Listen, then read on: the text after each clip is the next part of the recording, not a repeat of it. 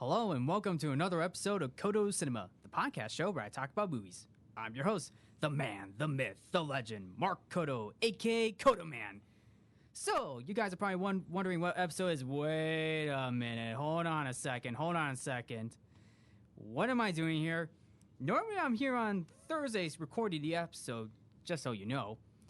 But what's making me come over here today? Today's a Tuesday, even though classes are canceled, but I mean, hey, it's fun to record a podcast, but why am I here now? Why am I here right now on Tuesday, even though I recorded on Thursdays? Why is that? Oh boy, I don't know what's happening. Aren't you gonna introduce us, Mark? Oh, what? Oh, yes. We have been sitting here patiently for it feels like 10 minutes. Okay. Okay. Oh, so all right. Let me get back to business. So anyway, I got some guests with me on board. We got Christian Taylor returning. Welcome back, Christian. Howdy, folks. Feels good to be back. So, and we also got Leah Piescinski for the first time on board. I'm she very excited. also goes to Lakeland College with Christian. Yeah. Is that right, Leah? Yep, we started out together at Lakeland, Christian and I both, and it's good to get back together with him and really happy to have him around during the semester. So yeah, it feels good to be back at school with her again. Dear friend of mine. Mm-hmm. Yep, and we also got Chandler Smith back on board. Yeah. Chandler, welcome back. Welcome. Isn't it great? This is going to be my second time doing this, so it's going to be a great ride.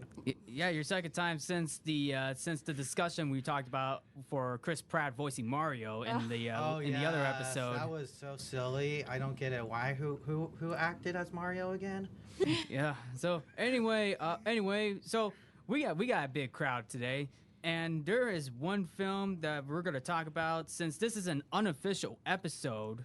Even though I record my episode on Thursdays. We're gonna talk about probably one of the few underrated stop motion animated films, and that would be Fantastic Mr. Fox. Yeah, and I want to start by saying, when you told me the topic for this podcast, I never even heard of this movie before. And so luckily I got my Disney Plus account back running again, and I literally watched it Sunday night when I got home from visiting my family back home, and yeah, I got it watched just in the nick of time. So, and do you want to start telling us some facts about it, or do you want me to share my experience? I'm gonna share your experience. What do you think?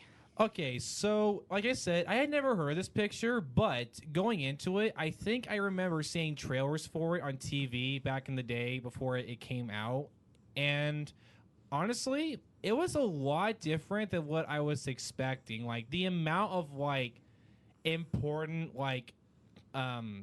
messages that are in this picture, I had no idea the film is going to go to that level of depth, if you will, with people and their ego and doing what's right and what's wrong, stuff like that. Man, it touched upon a lot of big things that a lot of kid films today I don't think do enough. I agree. Because this is one of the few movies where it went on a very serious level, despite being a kid's film, a lighthearted kid's film with a PG rating. yeah. Mm-hmm. And I even noticed, it even says when you start the film up, it even says in the corner, some adult themes in there. And I was like, oh, this is going to be a cute movie. And then I got into it, and then I was like, oh, okay. There's a lot of adult themes in this movie I didn't realize. But yeah, because sometimes even animated films can lean a little more towards adults, especially with a PG rating. But oftentimes, you also have a director like Wes Anderson, who has directed a boatload of lighthearted films in live action. And so this is one of his first ever animated films that he has ever done in his career. And that came out in 2009, the same year that Disney Pixar's Up came out. And that was a major accomplishment film as well. And kind of crazy, it's this film had a lot competing against it, because Up was a huge success. Yeah. So, yeah. Even though Fantastic Mr. Fox was a critically acclaimed film, despite not making that much money at the box office. But it did earn a couple of Academy Award nominations for Best Musical Score and Best Animated Feature Film. Both of those will later lose out to Disney Pixar's Up. Yeah, I mean, like I said, it had a lot to compete against. I kind of feel like I understand Disney's animated films are really good, but at the same time, I just get this feeling they don't really try. I don't think the Academy really gives like others like a real chance. Kind of feels like, oh, Disney made this. Here's your Oscar. Yeah. You know, like. Yeah, and I didn't even realize that Fantastic Mr. Fox was a Roald Dahl book. It was written by Roald Dahl, and I only knew a few, even before Fantastic Mr. Fox. I only knew The Witches, Matilda, and Charlie and the Chocolate Factory. That's it. And I did a classic versus remake of The Witches in my previous episodes. So you're saying this film is close to the extreme as The Simpsons, or no? I wouldn't really say it was close to the extreme of The Simpsons, but I wouldn't say that. Oh, But okay, just wanna make sure. but I mean, hey, that's not a bad question to ask because The Simpsons is literally more aimed for adults rather than kids, while Fantastic Mr. Fox has more of a kid vibe, despite having some adult elements to it, despite them being animated. Yeah, and I was wanting to say, like, literally, it's like, it's so funny to me. It's like you could literally like look up YouTube videos of montages of like kid films with like adult stuff that flew right over your head. It is hilarious. You go back, you're like, oh, I did not realize that joke when I was a kid. Like, yeah, exactly. I mean, when you watch Fantastic Mr. Fox, you can easily tell there are some adult jokes you may have not noticed, particularly with the cussing. Yeah, like they literally say like to hide it, they literally say cuss. Like, what the cuss is going on? Or something like that. Yeah, exactly. Because when I actually heard that, I was like, oh, so this is a PG-rated film that is basically disguised as an R-rated film. Even though it's not R-rated, it's a PG film. That's why you get some of the hidden jokes to cover that.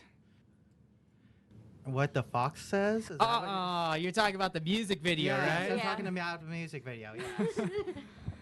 Yes. No, Chandler. I don't think we're on the same subject. It should count. It should still count. I mean, hey, yeah. What does the fox say? The music, the song, I should say. Yeah.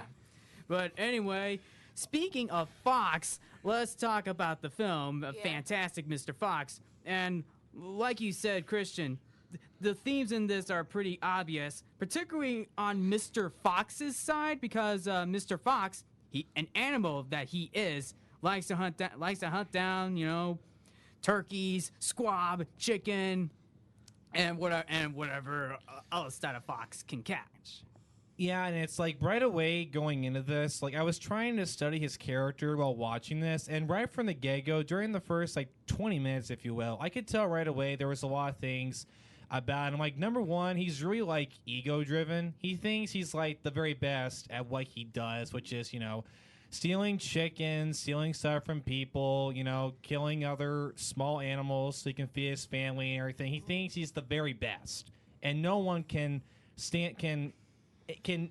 nowhere get to his standards. Like, he is the best. Even his wife, Felicity, or should I say Mrs. Fox, voiced by Meryl Streep, and George Clooney voices Mr. Fox. Even at that time, she was doing what Mr. Fox was doing, but until they get caught.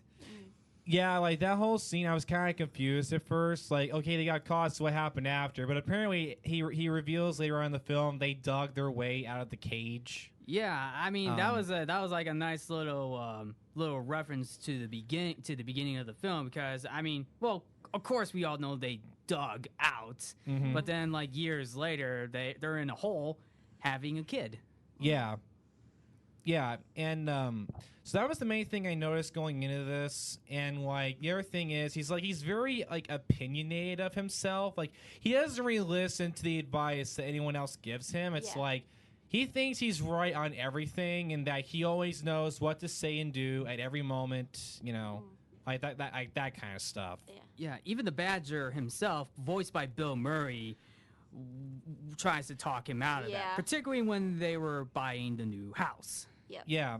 Hey, Leah. So, what did you think of the picture? I really liked it. At first, I didn't notice. It took me a little bit to realize that Meryl Streep was playing the wife. I had to look it up, and I was like, "Oh my goodness!" Like, I didn't notice that until now. And then the same thing with Bill Murray playing the Badger, and the part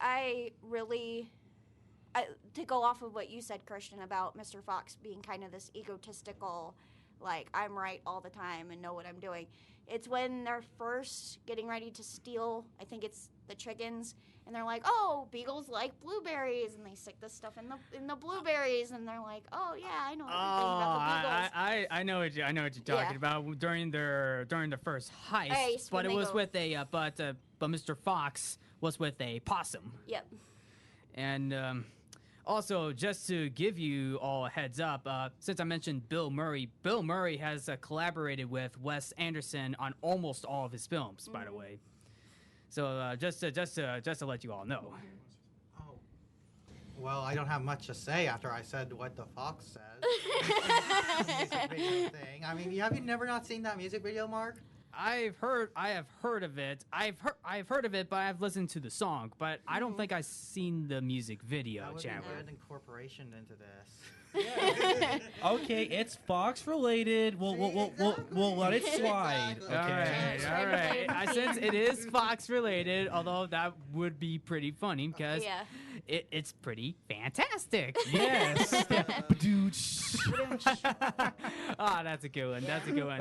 Okay. And also, I was wanting to ask, Yeah. when Leah was talking about the dogs, a quick question: does he kill the dogs, or do they go to sleep? Like, that was one thing going into this. I was kind of like, wait a minute, is he knocking them out, or are they dead? Actually, Like, that's a good question because it seems like he was knocking them out. yeah. Because during the chicken scene, or the chicken catching scene with Mr. Fox and the possum, one of the guys, and I think his name is Bogus.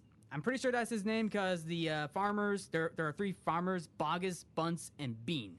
Yeah. And I'm pretty sure it's Bogus. Bogus picks up one of the blueberries that is actually filled with some sort of sleeping antidote or something, and he eats it, but gets knocked out. Yeah. But later in the film, he's still alive. So technically, it's more of a knockout.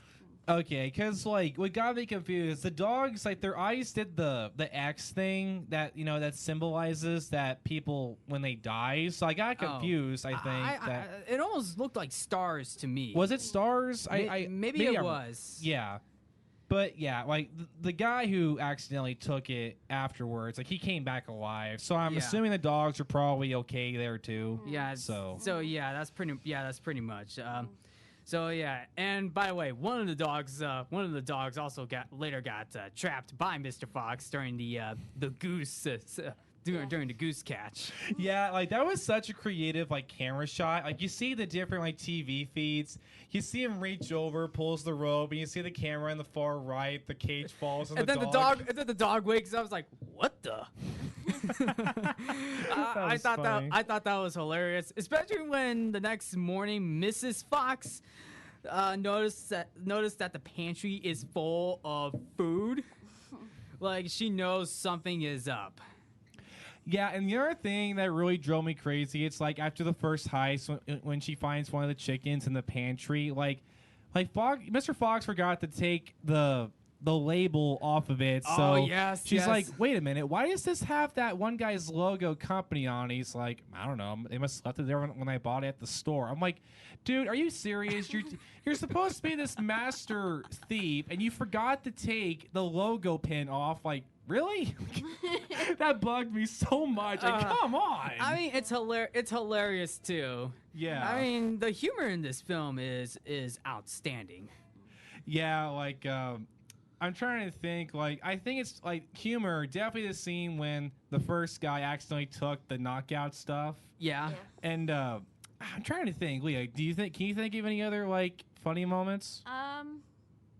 My favorite moment, it's when it's a lot to do with their Mr. Fox's son, I think. Oh yes. Yeah. I think his name is Ash. You Yeah. know, like Yeah. similar to like Ash Ketchum from Pokemon, but this Yeah. is Ash the Fox, Yeah. and he's being voiced by Jason Schwartzman. Yeah.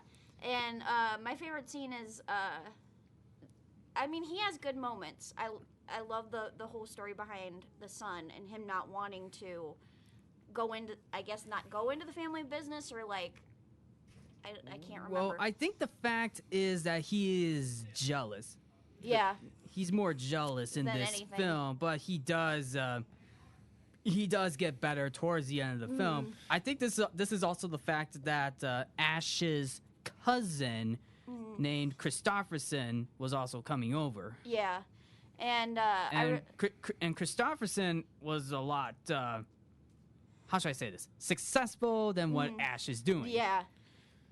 The one thing I really like, the scene when they're in science class and they're like playing with his lab partner's like, oh, don't do that, or like Ash is like, don't mix that chemical, you weren't paying attention, or like, I can't remember what it was. Yeah, Like, yeah, exactly, yeah. Yeah, Leah brings up a really good point because I was starting to know like the main thing in the film that I really noticed it's like the film really touches upon like what it means to be a father because like throughout most of the film, Mr. Fox is more amazed by his nephew than his own son. Like every time the nephew outsmarts his son on everything, like towards the beginning when they're jumping from the tree into the pool, his son screws up his jump, and then the nephew jumps in after. He dives in, does all these cool moves before he lands. He's like, "Whoa! Did you see that, son? That was incredible!" You know, like I felt so bad for his son after that. He's trying so hard to get attention, and he's just not getting any. Even Christopherson at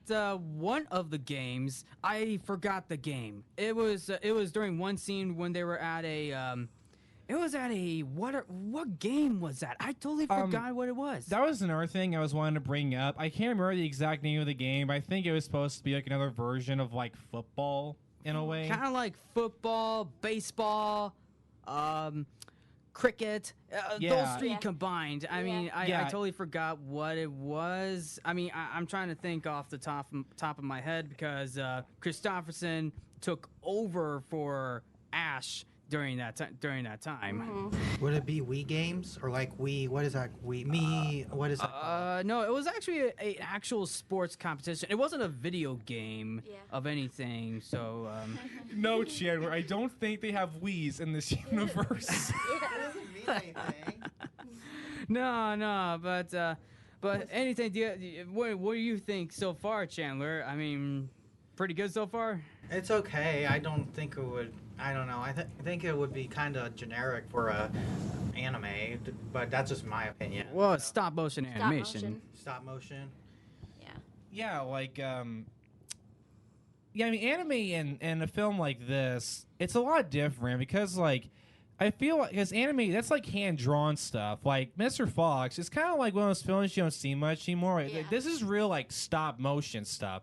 Like a lot of stuff goes into making a movie like this. Right, and you see that throughout the entire film, especially when the farmers are about to dig out Mr. Fox's family. Because here's the thing, Mr. Fox, being selfish that he is, goes into their farm and steal, because obviously the last location being the apple cellar that has the rats in it, being voiced by Willem Dafoe, that was the last straw.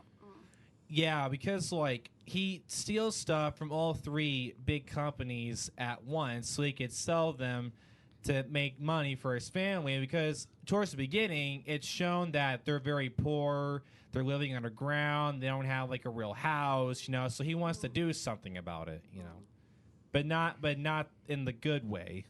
Yeah, since that was not in a good way, but in an animal way that Mr. Fox is, he's a wild animal. But at the same time, he is a father. He's a father to his son, while being an uncle to his nephew and a husband to his wife. Yeah, I totally agree. And he literally screwed over not just his family, but his friends as well. yeah, because that was another thing I thought the film did a good job touching upon. It's like the decisions you make, it doesn't just affect you, but people around you.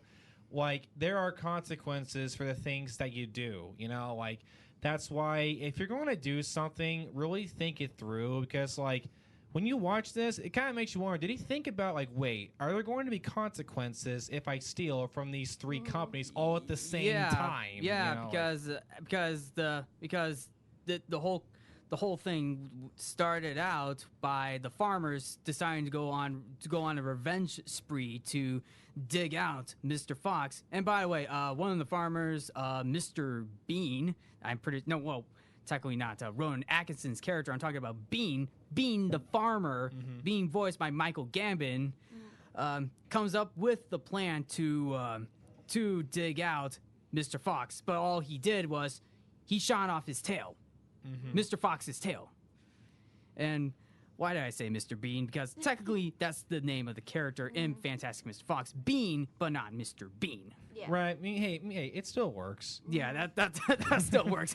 It could be his nickname. Oh, okay, that's a good one. Yeah. Yeah. So anyway, more and more came out with Mr. Fox and his friends and family as they started digging through the hole, because they stopped at the same locations at where Mr. Fox stopped before for stealing the chicken, the apple cider, and the the goose, or the geese, I should say. Yeah, and it's at that part, like, I think this is where, like, the most emotional scene showed up for me, was when his wife and him go to one of the other rooms nearby to have, like, a serious conversation, and she scratches his cheek because, like, how could you put our family into this mess, get our nephew involved in this thieving and everything, and he actually has that scar throughout the rest of the film. Yeah, and after a while, when he's talking and everything, it's just like, it was so sad, because you could just, the close up on his eyes when he starts tearing up, you could tell, like, he regrets literally everything. You know, like, I mean, it's just, like, I really felt for him in that moment. It just felt like they straight up ripped your heart out of your chest. Like, yeah, it kind of does. And also, it's like, hey, even though you did this, you think you beat them, you beat the farmers. That's not true. Well, you may think that, but that's not how it works. That's not how it really works. Yeah, like, sometimes you can't win, and that's okay. You know, like, that's another thing I think this film was trying to tell people. It's like, if you lose, that's okay. Are you alive? Is your family and friends safe? Good. Then that's all that matters. Who cares if you lost something? You know, like, I can understand why the farmers were trying to dig out and search for Mr. Fox, because technically Mr. Fox stole everything. Well, technically in the middle of the film, when Bean found out that they took everything from their farms. Yeah, like, that was another comedic moment. Was like when he gets the message that they took the rest of the stuff, he just walks around the trailer and just throws everything. He just knocks down all the shelves, all the stuff and everything. His helper's outside fixing a bicycle. He runs up and chugs it. Like, I feel like that would be something that Robot Chicken would probably did. Yeah, literally. Because it looks like a Robot Chicken sketch to me. Yeah, it literally does. Like, you put, like, Adult Swim in the corner, like, I wouldn't be able to tell the difference. Yeah. Hey, Chandler, anything you want to add on to this film? No, I'm still thinking of the music video still. I know, but hey, it's okay. It's okay, Chandler. Even though you may not have seen this film, but hey, that is okay. That is okay. I don't mind if anybody has not seen this film. That's why we are giving out our thoughts, and that is a good thing too. Yeah. And also, I was wanting to add back on the wife. The other scene that really hit home for me was like when they're in the sewer and you have the waterfall. Oh yeah, Behind the bridge, and he's just standing there staring at the wall, just trying. He's like running back everything in his head. And she legit tells him, "I shouldn't have married you." Like at that moment, like, Ooh, like Yeah. that was rough. no That is rough. amount of medical supplies are going to fix that burn, sir. Like, that's third degree. It's going to scar. It's going to be there permanently for the rest of your life. Well, you could definitely argue. You could definitely argue by that scar that he just got from Mrs. Fox after finding out that Mr. Fox was the one who stole. Yeah, and the I'd like stuff. to add, I think in that moment, nothing was fantastic. Nothing fantastic for him. I mean, he was about to surrender himself to the farmers just to save his family. But here's the thing: the rat shows up again to warn Mr. Fox's friends that they captured Christopherson. And here's the thing: the rat thought that it was the son, but no. Christopherson was the nephew. The son was Ash. Yeah. And then until then, Mr. Fox hears the fight going on, and he came back to fight off the rat. Yeah, I thought that was a pretty cool scene. It's like, I think one of the that was the darkest moment in my opinion, is when the fight goes on and he pushes him. He legit pushes him into a electric box, and he literally zaps himself to death. Like that was like something out of like a Michael Myers flick or something. It almost sounds like it too. Yeah. And at least at the end, the rat does redeem himself by saying like where they kept Christopherson at. Yeah. Yeah. Hey, Leah. So do you remember that moment in the Yeah, picture? I do. And what did you think of like that whole thing when he's telling them where the nephew is and everything? It's like, how did that make you feel? Like, do you think he redeemed himself at all, or? I mean, the rat was one of those characters that I wanted to like. You know those characters you hate, and it's like you hate them for like the longest time when you watch the movie, and then it's like, okay, he redeemed himself. That's okay, you know. The rat was one of those characters that I was kind of like, Yeah, I mean, not making me want to watch the movie, but I kept wanting to go back and be like, okay, maybe he'll redeem himself at the end. yeah, and the other thing is too, it's like he was kind of like Snape in Harry Potter to me. It's like, I agree with that. yeah, I because agree with that. it's like you think of all the Harry Potter films as one. It's like most of them you hate Snape, but then cut to Yeah. the last movie, you find out exactly why he was like that, and then you love him instantly. Yeah. Yeah. Like the rat to me kind of felt like that way. Like, Despite his short screen time appearance. yeah, but I mean, in the short amount of time that he was in, like, it worked. I Yeah. think. Yeah. Could he have been in the movie more? Sure, but it was still enough though. Yeah. Yeah. And then it made me feel like the rat's character makes me go back to the movie Charlotte's Web. Oh yeah, Charlotte's Web. Charlotte's yeah. Web. And I forget the rat's name in Charlotte's Web, but he kind of goes through the same type of ordeal. Yeah, I agree. Yeah. So that kind of it brought me back. This movie brought me back to a couple different moments of other movies from my childhood, and that was Charlotte's Web, and the rat in Charlotte's Web having the same sort of moments.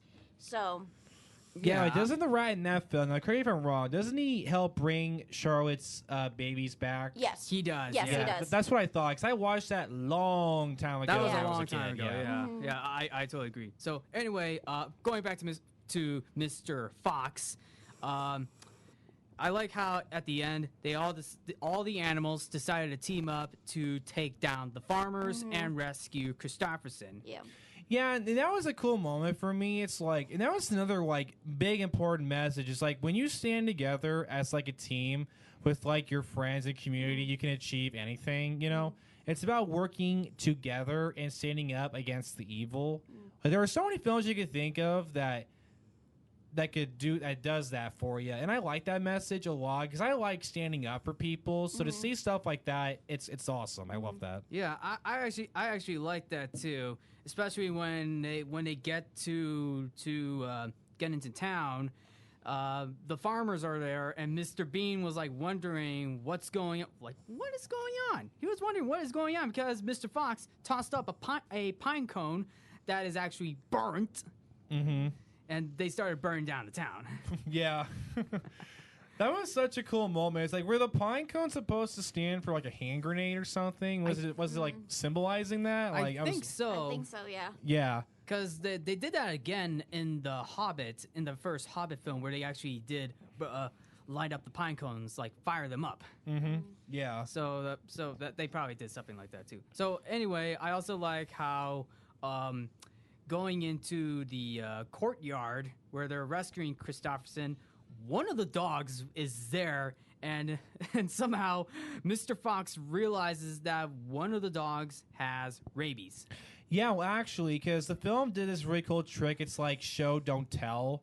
The camera zooms over to one of the shelves, and you see a medicine bottle, and it says, for dogs with rabies. Because one of the dogs has rabies, and I think that was the fifth dog. Yes. Because that was literally something that really got Mr. Fox worried. Because he doesn't have the blueberries there anymore. Yeah, and also, if you pay attention, he mentions the dog with rabies later on in the film, and we haven't seen him yet up until this point. So there's been like a lot of build-up. So yeah, there was a lot of build-up. Now I think that was the fifth dog. I could be wrong. I thought I think there were at least four. There were about 4 dogs during the first heist. The second heist had 1 dog, and then now we come up to this dog when they're rescuing Christopherson. Yeah, and my heart was kind of racing a little bit. I legit thought that Fox was going to die because, like, when he's, like, slowly walking towards it with the chew toy, he's, like, slowly taking steps. And then when Ash knocks down the cage that Christopherson was in, the dog goes into a fury rage, and then starts chasing Mr. Fox. Mr. Fox screams like, "Ah!" Yeah, that was so funny, and I love the camera angle where you just see the dog's head as it's running around, chasing him. It's kind of like a third kind of view. I thought that was a pretty creative shot. It's like you're seeing through the eyes of the dog. They did that again when they released the dog to chase after the farmers. They did that again. That was such a funny moment. It's like you're being defeated with your own weapon. Like, I thought that was so funny. Like symbolization. Like, you're being chased for the very thing, that you made in a way. Like, you trained him to be like that. Right, exactly. So anyway, Ash was able to rescue Christopherson. Christopherson and Ash were able to escape, but as I mentioned, the farmers were cornering the 3 foxes, and then noticeably the tail that Mr. Fox originally had is a neck tie for Bean, and they were there for the tail. Yeah, I know. It's just like, yeah, I have to admit, though, I like what his son was trying to do. Like, him and the nephew go to try to get his tail back, to do something nice, to kind of like, hey, I got your tail back. It's like, you have to admit, though, that was kind of nice that he was trying to help. That was nice, and I like that. But obviously the tail got destroyed by the dog. Yeah, I know. I love the scene when the dog tears it up. Fox looks at it all shocked, like, it's like, oh no, my tail. Like, his face just says everything. It's like... But at least they were able to escape the farmers. Yes, yeah, they escaped on the motorcycle. Now, during this motorcycle scene, this is a scene that I was really confused on that maybe you guys could help me out with. It's a scene where they see the wolf on the mountain. Oh, yes. And they stop for a sec to admire it. He tries to talk to... Mr. Fox tries to talk to it with different languages, and none of them are working, so he just raises his hand, and the wolf does the same. Like... What was the point of that whole scene? Was that like symbolizing something? Like, I was wondering about that. I don't really know, but I know part of the film, Mr. Fox has a fear of wolves. Yeah, I remember he mentioned that earlier. Okay, so it's like maybe the scene was showing like maybe everything you hear is not the truth because he didn't even do anything. He didn't attack him. He just sat there and stared and he just ran off.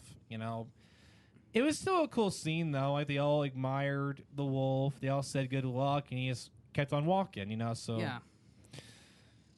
And then I thought that was a pretty good send off.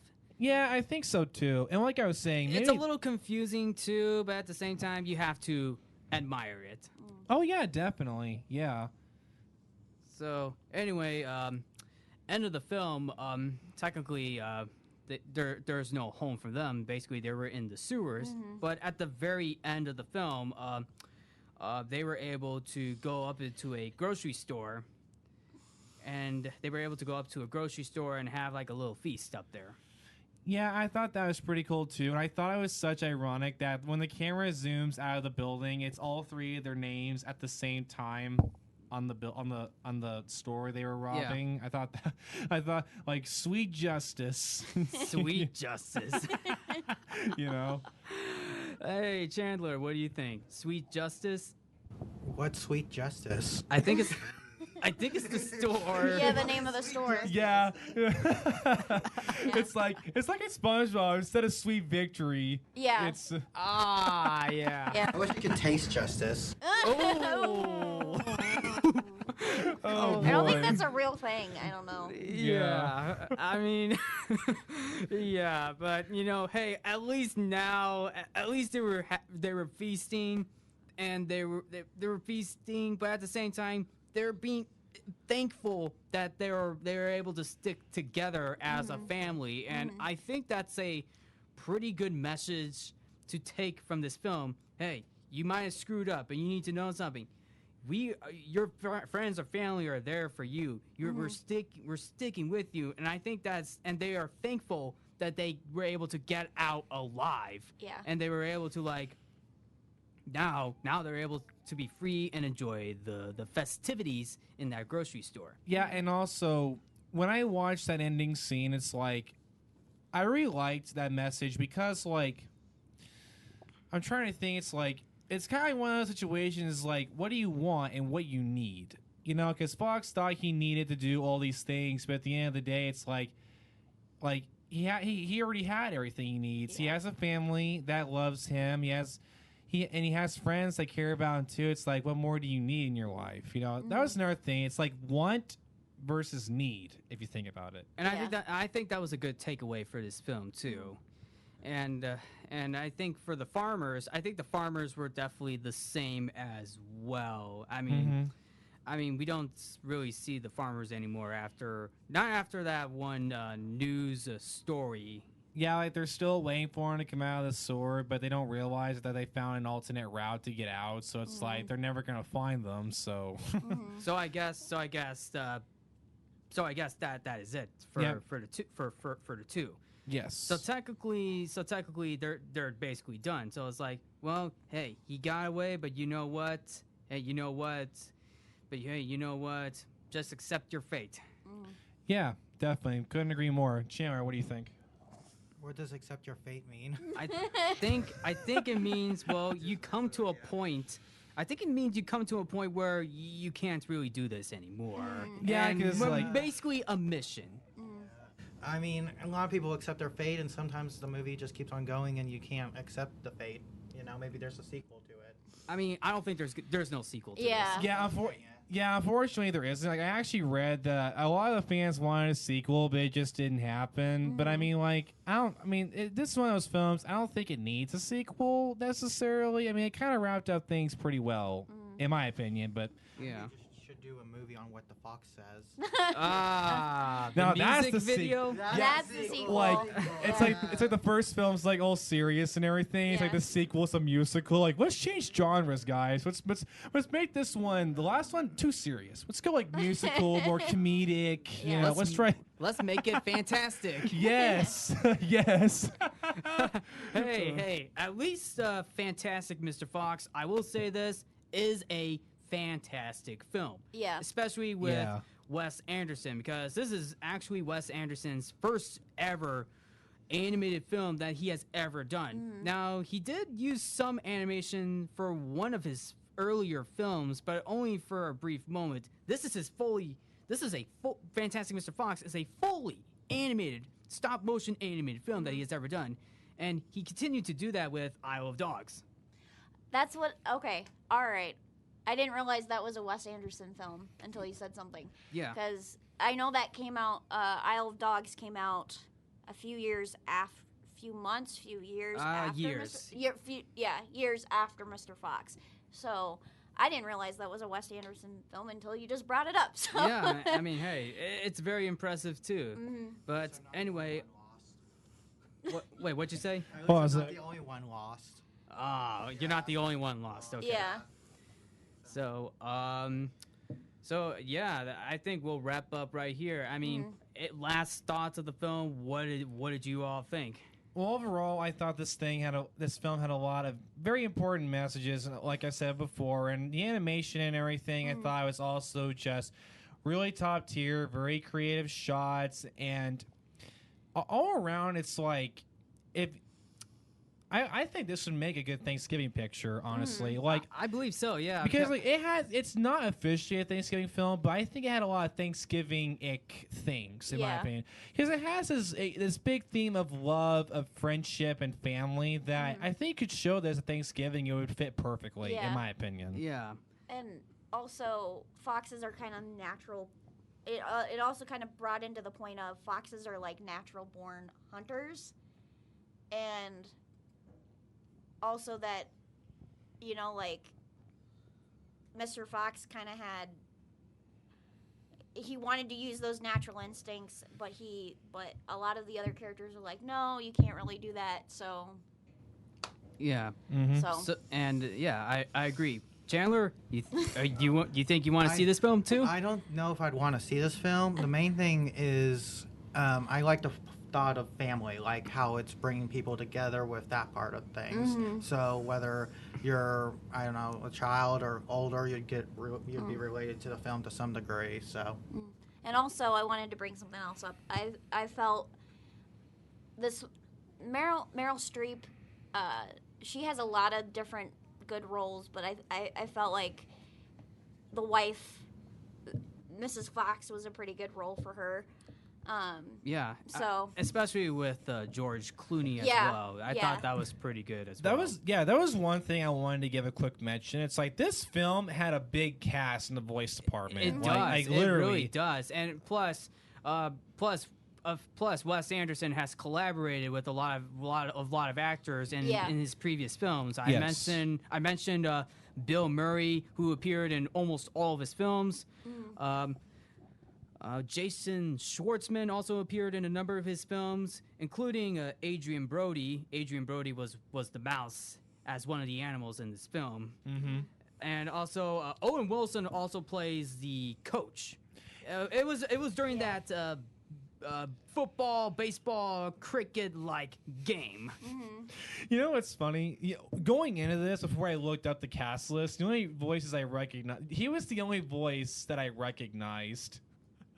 Owen Wilson? Yeah. I don't know why. It's like his voice, I recognized it instantly. He was doing one. I'm like, that's Owen Wilson. Yeah, that was me with Meryl Streep. George Clooney, I had to look up, and then Bill Murray, I noticed, because Bill Murray, even as an actor, like even when he's in live action films, Bill Murray is pretty easy to notice, and Meryl Streep's pretty easy to notice. Yeah. But with the other voice actors, it took me a little bit to kind of be like, oh, you know. Michael Gambon. Michael Gambon's another actor in this film. He played Dumbledore in the last few films of Harry Potter. Okay. Oh really? I did not realize that was him. Yeah. Oh, hey, at least he didn't raise his voice during his tantrum for when he found out that Mr. Fox took everything. At least he didn't raise his voice. Oh, I get that joke. It's I love that joke so much. Yeah, but anyway, I like the voice acting in this film. I thought it was pretty good.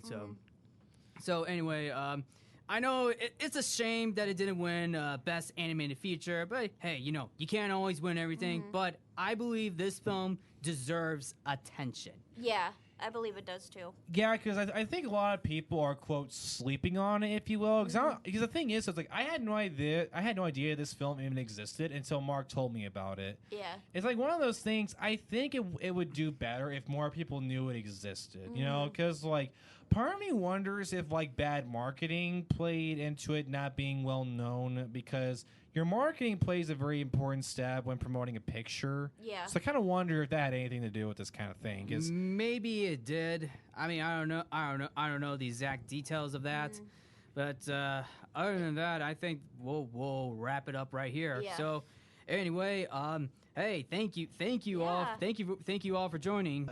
Yeah, and I just want to say, like, with today being a mental day, to take the day off, like, I couldn't have thought of anything better than to do a podcast with the three of you. Like, you guys are awesome. Like, you're my friends, and I love doing this kind of stuff with you. It's like, it was very cool getting a chance to do this with all of you. Like, it's so much fun. Hey, at least being around people. Hey, at least we got the Lakeland trio here. Yeah.